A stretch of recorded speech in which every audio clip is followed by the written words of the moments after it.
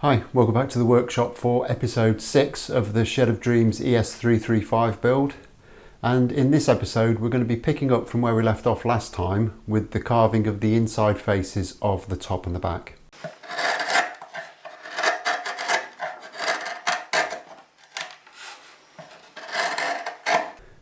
The carving process is taking a little bit of time to get completed, but I'm very happy with the way it's coming along. It's been very challenging the whole way through, but I think I've learned some important lessons and hopefully next time will be a bit easier.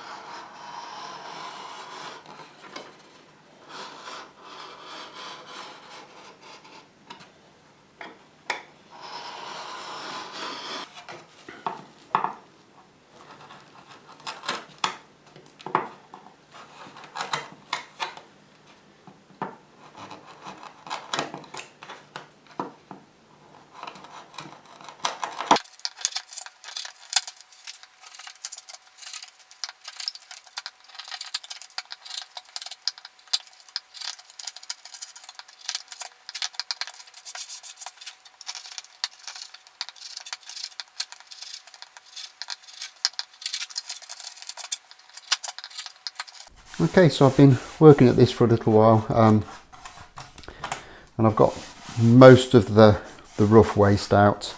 Now it might seem that drilling these holes didn't really achieve a great deal because they didn't go down that far, but what they did do, and you might just be able to see it there, is they've left tiny little marks from the brad of the drill bit, which give me a good guide to where I need to be carving to. So while it didn't do a huge amount in removing waste, it did actually give me a very good indication of when to stop carving, which is always a useful thing. It's actually coming together really well. I'm quite happy with this. There's still quite a lot of finishing off and smoothing out to do, but I've got virtually all of the rough stuff out, and I'm just slowly working my way along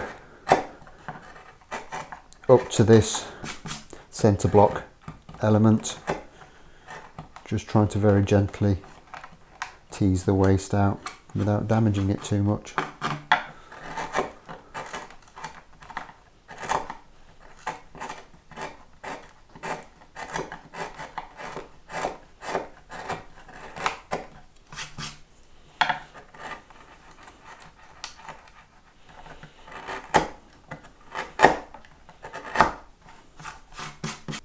So I'm going to get the rest of this out and I'll join you back when it's ready to start cleaning it up and smoothing it.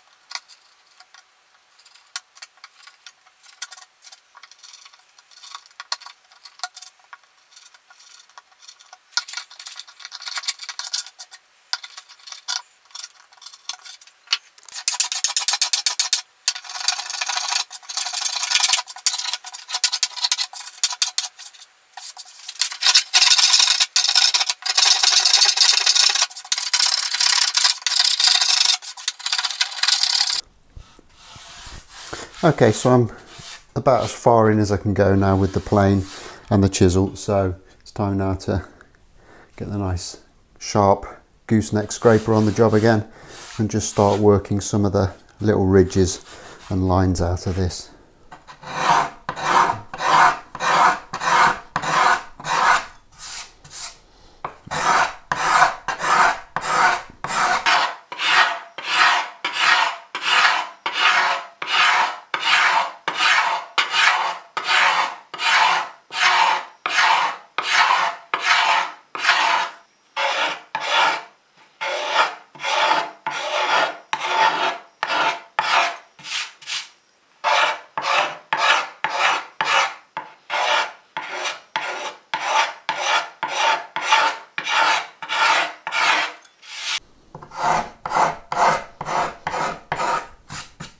Okay, so that's the first half done up to rough sanding stage. There's still a little bit of lumpiness and bumpiness in there, but we can get that at a later point.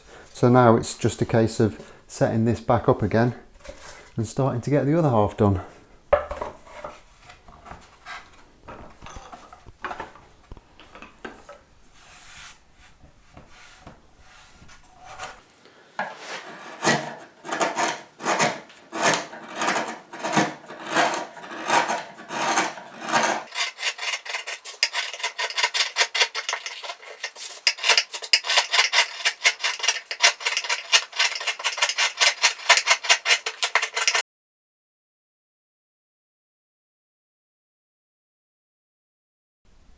Okay, so I finished off the second half the same way as I did the first. I've started out with the gouge, and I've gone to the thumb plane, and then to the scraper, and we're kind of very close to where we need it to be.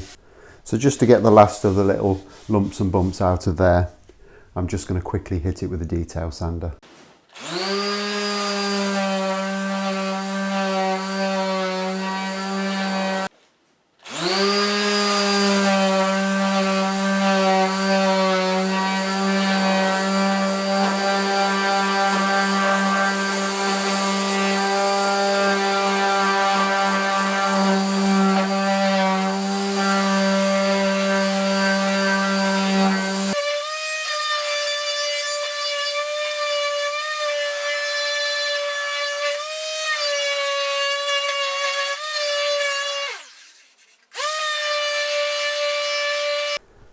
Okay, so there's the first half done pretty much. That's kind of rough sanded in now with the detail sander. and I think that was 80 grit I was sanding to there. So there's still a little bit of finishing off work to do, but all in all, I'm really happy with that. I'm going to bring you in closer so you can have a much better look at it. Okay, so as you can see here, this is all really nice and smooth now. Really has come out quite nicely. And we've actually gone down a fair way. I think we're down about 6 mil in this centre section there. So there is quite a nice little carve going on there. So I'm really happy with that. Really nice to have the first half almost completed. I still need to do a little bit of blending in work on these kind of little ear areas, but I don't think they're too far off.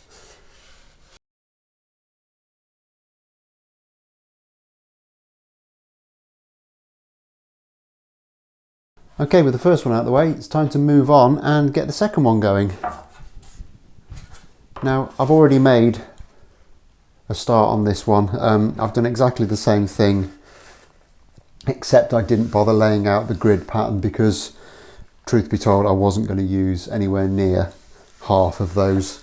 So I marked 1/2 inch away from the centre block to start my initial row, and then I've worked back as far as the drill bit was biting, and from that point I've just put a series of little dots in. They're very tiny, you can probably not really see them very well in this camera shot, and all they do is they kind of mark out the 6 mil depth that I need.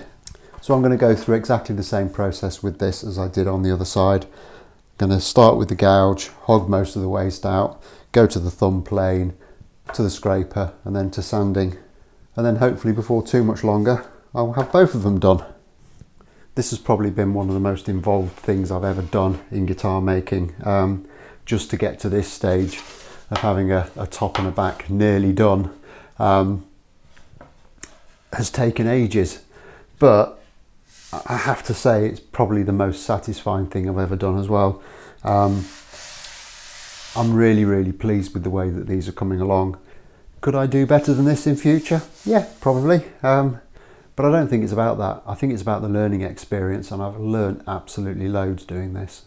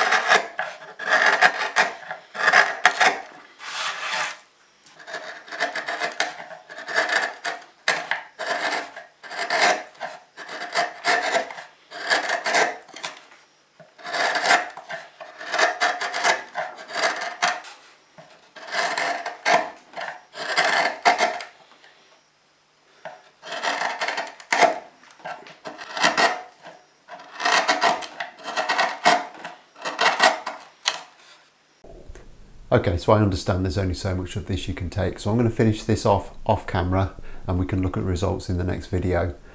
But predominantly the next video is going to be the start of the process of manufacturing the ribs to hold the top and the back together. Again, this is something I've never done, so it's going to be a massive learning curve once again. I think it's going to be quite challenging. But before we can get to any of the really challenging stages, we've actually got to produce some kind of tooling and forms and jigs, etc. So the next episode is going to be about producing those, and then we can crack on with actually making the rest of this body.